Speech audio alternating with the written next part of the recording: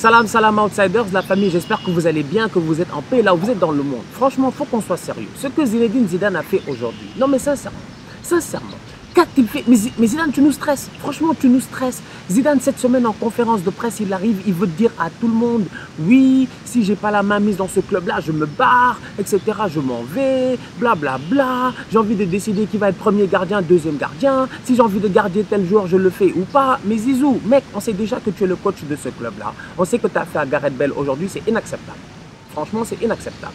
Non mais franchement, non mais sincèrement, Gareth Bale a gagné Ligue des Champions, Gareth Bale a gagné Copa, Championnat, Gareth Bale a marqué en Copa del Rey, Gareth Bale a laissé Marc Bartra sur place, Gareth Bale a marqué en finale de Ligue des Champions, même malgré 5 minutes, même pas 2 minutes, même pas 3 minutes, même pas 30 secondes. Franchement, Julien Faubert a plus joué durant toute sa carrière avec le Real que Gareth Bale lors de son dernier match avec le Real. Franchement, c'est pas du tout sérieux. Et Zidane ose venir nous dire en conférence de presse, que si Ben n'a pas joué, c'est parce que d'autres méritaient de jouer. À un moment donné, moi, le Real, je ne comprends pas. Ce manque de respect envers les légendes, il m'exaspère. Et aujourd'hui, j'ai envie de dire à Zidane, fais attention. Le karma était avec toi durant les 3 dernières années. Zidane, j'ai l'impression qu'il est stressé. J'ai l'impression que le choix qu'il a fait, il l'a fait trop tôt. Parce que Zidane aurait pu tranquillement attendre que la Juventus libère Allegri pour aller à la Juve. Destin tout tracé avec son royal là-bas, Cristiano Ronaldo. Le voilà pris maintenant dans les entrailles du Real, avec une équipe qui est en fin de cycle, avec un budget qui, Dieu seul sait que en 1 an, vous ne pouvez pas reconstruire l'équipe et la remettre au top niveau. C'est pas possible. Il vous faut donc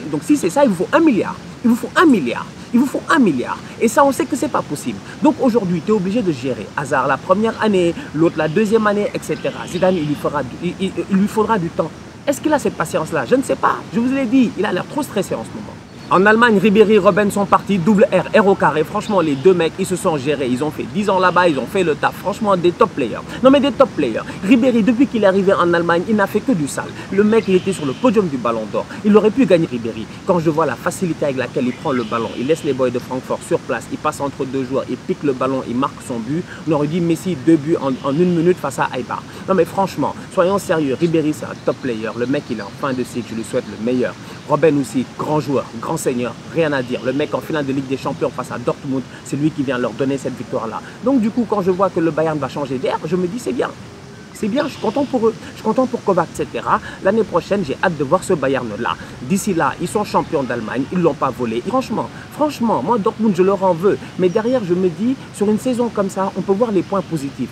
Pulisic, point positif, il va à Chelsea, bonne chance. Sancho, révélation de la saison. Franchement, 14 passes d'ess, meilleur passeur de cette saison. Reus, mais la retour-dada.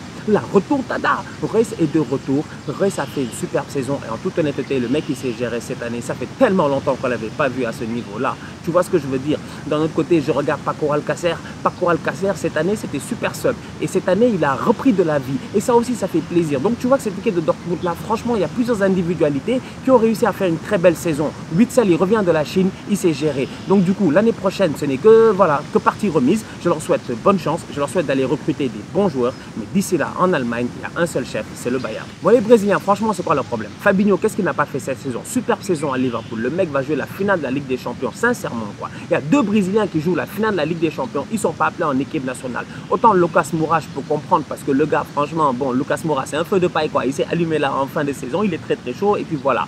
Mais Fabinho, il est dans la constance. Depuis janvier, Fabinho s'est installé dans cette équipe de Liverpool-là. C'est un pion indétrônable de ce milieu de terrain-là. Le mec, chaque fois qu'il joue, il fait le taf. Donc, du coup, ne pas appeler Fabinho en toute honnêteté, à mon humble avis, c'est une erreur. Sincèrement, je ne le comprends pas. D'un autre côté, je me dis, il y a plein d'autres boys qui n'ont pas été appelés. Vinicius, on ne l'a pas appelé. Peut-être c'est à cause de son retour de blessure, tu vois. Mais quand je vois les joueurs qui sont appelés en équipe nationale du Brésil, je me dis, franchement, des fois, les Sud-Américains, ils font des choses que tu ne comprends pas. C'est comme quand Sampaoli nous appelait des Rigoni et des Benedetto. Ils aiment appeler des joueurs locaux. Je ne comprends pas, franchement. Il y a des boys qui sont en Europe, qui jouent dans des top championnats. On les voit chaque semaine à un niveau. Franchement, c'est difficile de trouver mieux et qui font le taf. Ne pas les appeler en équipe nationale aujourd'hui, à mon humble avis, c'est une erreur. Mais d'ici là, on verra ce qui se passera durant la Copa América. Je leur souhaite bonne chance parce que c'est chez eux. Manchester City a fait une saison complète en Angleterre. Soyons sérieux, sur le royaume, il n'y a pas une meilleure équipe que Manchester City. L'équipe de Pep, ils se sont gérés, ils ont gagné tous les titres lors du dernier épisode. Ils ont pété un câble. Mais sincèrement, à 3-0, le match était fini. Les mecs, ils continuent à attaquer.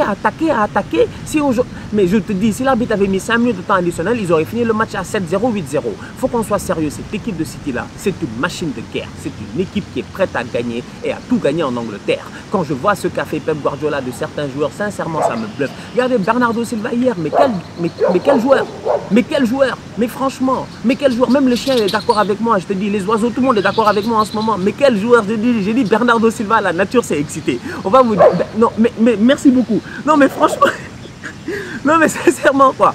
Bernardo Silva, quelle saison de sa part. Hier, le mec, passement de jambes, passe extraordinaire. Il donne le ballon là-bas pour David Silva. Non, mais franchement, en fait, les passes décisives de Bernardo Silva, moi, il m'a bluffé. Sterling, j'en parle même pas. La passe qu'il lui a donnée est juste extraordinaire. Bernardo Silva, sa saison est sensationnelle et sincèrement, tout le mérite revient à qui? Non seulement au joueur lui-même qui a beaucoup travaillé, mais aussi à Pep Guardiola. Cette équipe-là, elle est solide. Pep a réussi à nous... Mais Pep nous a installé Zinchenko. Mais Zinchenko, le Shevchenko des latérales, franchement, mais sincèrement, le boy, il est trop fort, il est solide, il n'y a rien à dire, il a un volume de jeu extraordinaire et en plus de ça, il a l'air plus sérieux que Ben Mendy, notre vacancier. Donc du coup, quand je vois ce qui se passe au niveau de Manchester City, je me dis, le fait d'avoir gagné la finale face à Watford 6-0, même un Gabriel Jesus qui n'a pas beaucoup joué, il réussit quand même à avoir ce rythme-là, à venir en finale, à claquer des buts. On va être très sérieux, je vous l'ai déjà dit, cette équipe-là, c'est une machine de guerre. Maintenant, on va voir ce qui va se passer l'année prochaine parce qu'en Ligue des Champions, les gars, il faut se gérer. En Serie A, ce week-end, ils ont donné quelques awards. Soyons sérieux, Kalidou Koulibaly, meilleur défenseur de la Serie A, c'est pas volé, c'est tout à fait normal. Le mec, sincèrement, il est légitime. Leader, claque des buts, il défend comme un monstre. Le gars, sincèrement, au monstro, faut qu'on soit sérieux. Kalidou Koulibaly, grande saison de sa part. Non, honnêtement, grande faire perdre ton temps. En ce moment, Koulibaly doit aller dans un top club européen. Si c'est pas Manchester United, ça doit être un Real Madrid ou un truc comme ça. D'ici là, il a qu'à se gérer cet été, mais bonne chance à la CAN. Cristiano Ronaldo, meilleur joueur de la saison, c'est quoi ça? C'est quoi ça? Non mais franchement, c'est quoi ça?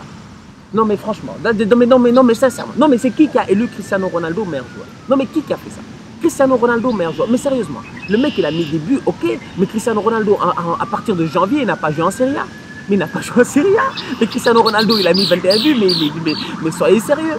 Mais merci beaucoup. Mais Cristiano Ronaldo, vous êtes sérieux, vous? Mais j'ai dit, les Quagliarella. Non, mais franchement, aujourd'hui, mettre Cristiano Ronaldo, meilleur buteur, meilleur joueur de la Serie A, à mon humble avis, franchement, et j'ai vu beaucoup de gens le dire, et je suis d'accord avec eux, c'est un coup marketing. C'est un coup business. Il fallait que le gars il reste tranquille, posé, on va rendre ça beau. L'année prochaine, tout le monde va encore regarder la Serie A, les droits télé vont augmenter, etc. Mais à un moment donné, il faut arrêter de nous prendre pour des tocards. En Serie A, cette saison, on a vu des boys qui ont fait des top saisons. Et on va commencer par le boy de la Sampdoria, notre vieux papa, à nous tous, Quagliarella. Sincèrement, il faut nous respecter. La saison qu'il a fait cette année, à mon humble avis, il est franchement d'être meilleur joueur de la Serie A devant Cristiano Ronaldo. Et pour finir, le Barça fait 2-2 face à Eibar, doublé de Messi. Franchement, Messi, vous avez vu sa finition?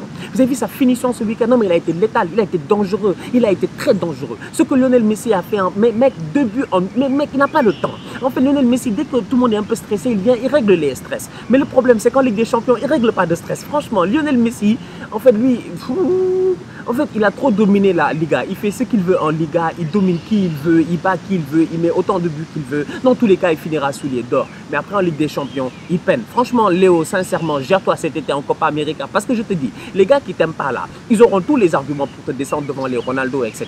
Donc, Messi, la Copa América, cet été au Brésil, tu n'as pas le droit de la rater. Gère-toi. D'ici là, la famille, on continue à liker, on continue à partager. Merci beaucoup pour vos messages, vos commentaires et tout. Je vous ai dit, on va à Bakou. Mais franchement, on va à Bakou. On va à Bakou, on va à Madrid. On va en Azerbaïdjan et on va en Espagne pour la finale de l'Europa League et la finale de la Ligue des Champions. Je ne sais pas pour vous, parce que souvent, elles me disent, ouais, Stan, tu nous as oubliés. J'ai dit, les gars et les demoiselles, je parle à tout le monde, les enfants, les petits, les grands-parents, etc.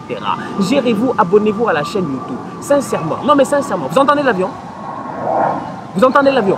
Vous entendez l'avion? On va à Bakou. Non, je vous ai dit, on va à Bakou, on va à Madrid. Donc du coup, abonnez-vous à la chaîne YouTube pour ne pas rater le vlog voyage. Ça va être très très chaud. La famille, je vous l'ai dit, on va couvrir la finale de la Liga Europa et la Ligue des Champions. Tottenham, Liverpool, Arsenal, Chelsea. Pour vous, on fait le voyage pour nos outsiders, pour nos followers. On est tous ensemble, comme je vous l'ai toujours dit. Franchement, 2019, c'est notre année même. Franchement, il faut qu'on se gère quoi. Donc d'ici là, on continue à liker, on continue à partager. On se capte très bientôt. Tous outsiders.